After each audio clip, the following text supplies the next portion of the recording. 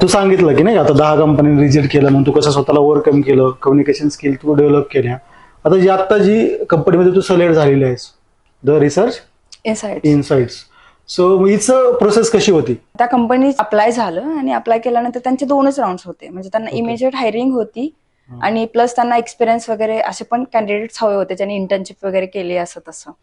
तर मग त्याच्यामध्ये टेक्निकल आणि HR मध्येच. मग टेक्निकल राऊंड मध्ये पण त्यांनी ह्या गोष्टीचं पॉइंट आउट, म्हणजे स्ट्रॉंग पॉइंट हा झाला की इंटर्नशिप केली ना मी, त्यामुळे त्यांना एक्सपिरियन्स हा काउंट झाला त्यांच्यासाठी की एक्सपिरियन्स लेवलचे कॅन्डिडेट्स आपल्या कंपनीमध्ये वर्क करू शकतात असं. बघ तुला याचा फायदा झाला की नाही की तू टेक्निकल राऊंड कम्प्लीट केल्यानंतर त्याची इंटर्नशिप जॉईन केली आपल्याकडे, सो तो एक्सपिरियन्स पण काउंट झाला आणि त्याचा फायदा तुला इकडे पण झाला ना. नुसतं तू इंटरव्ह्यूज देत बसली असती, so that will be difficult, म्हणजे थोडं डिफिकल्ट झालं असतं ना. ऍज कम्पेअर फ्रेशर पेक्षा एक्सपिरियन्स ना थोडं जास्त हे आहे ना.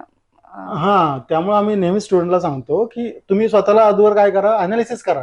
तुम्हाला किती नॉलेज भेटलेलं आहे, शेवटी लेक्चर्स कशा असतात त्याच्यावर पण डिपेंड असतं सगळं. आणि तुम्ही इंटर्नशिप लगेच जॉईन करून घ्या, जेणेकरून काय होईल तुम्ही ऍक्च्युअल प्रोजेक्ट तिकडे करू शकाल ना. आलं लक्षामध्ये? सो मला सांग, सोबत याच्या जे टेक्निकल राऊंड होता तुझ्यावाला, तो तुला काय वाटतं की नाही का किती त्यांनी क्वेश्चन विचारले, सगळ्यात हार्ड क्वेश्चन कोणता होता, सगळ्यात सोपा क्वेश्चन कोणता होता? त्याच्यामध्ये as a front end developer साठीच ते बघत होते. तर मग त्यांनी डिरेक्टली, आता मी इंटर्नशिप केली आहे, मग कुठल्या प्रोजेक्ट वरती केली आहे, तर डिरेक्टली त्यांना तो पॉईंट घावला की आता प्रोजेक्ट आहे तर त्या प्रोजेक्ट वरतीच रिलेटेड विचारायचं. मग त्यांनी डिरेक्टली प्रोजेक्ट स्टार्ट केला आणि प्रोजेक्टच्या रिलेटेड विचारले की कुठला मॉड्यूल तू प्रॉपर हँडल केलास आणि त्याच्या रिलेटेड सगळं सांग. तर तो तसा हार्ड, म्हणजे स्वतः वर्क केलेलं त्याच्यावरती, त्यामुळं सांगता आलं, खूप प्रॉपर सांगता आलं की बाबा की असं मॉड्यूल, म्हणजे ऍक्च्युअल मध्ये असं वर्क होतंय. ते प्रॉपर होस्ट पण ती होती ना असं साईट वगैरे, मग त्याच्या रिलेटेड ते बोलले. आणि इजिएस्ट क्वेश्चन म्हणजे जावास्क्रिप्ट मधले थोडेफार विचारले. ओके. म्हणजे बघ की क्वेश्चन पण समोरचा, ज्यावेळेस तुम्ही एखाद्या प्रोजेक्टवर काम केलेलं असतो, क्वेश्चन पण त्याच्यावरच तो विचारतो ना. म्हणजे तुम्ही जर काम केलेलं असेल तर इझी जातं, सोपं, कारण ऍक्च्युअल काम केलेलं आहे ना आपण त्याच्यावर. ते काही एवढं डिफिकल्ट वगैरे असं नसतं ना. ओके.